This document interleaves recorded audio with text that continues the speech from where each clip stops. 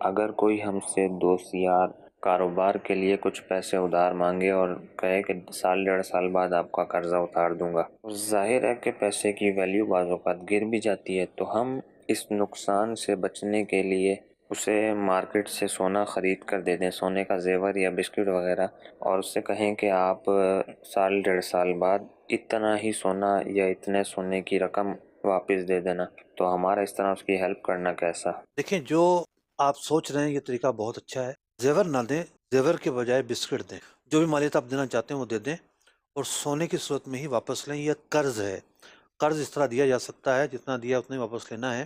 ایک تو یہ طریقہ آپ نے بتایا، قرض کی بنیاد ہوتی ہے تبرع اور احسان پر، بغیر کسی غرض کے قرض دیا جاتا ہے، یعنی دنیاوی غرض کے بغیر سامنے والے کے ساتھ بہتری کرتے ہوئے ایک عارضی طور پر اس کو نفع پہنچایا جاتا ہے۔ لیکن اگر کوئی چاہتا ہے کہ میں نفع بھی لوں، تو یہی طریقہ اختیار کر کے نفع بھی لیا جا سکتا ہے کہ بھئی جو سونا آپ خرید رہے ہیں اس کو بیچ دیں۔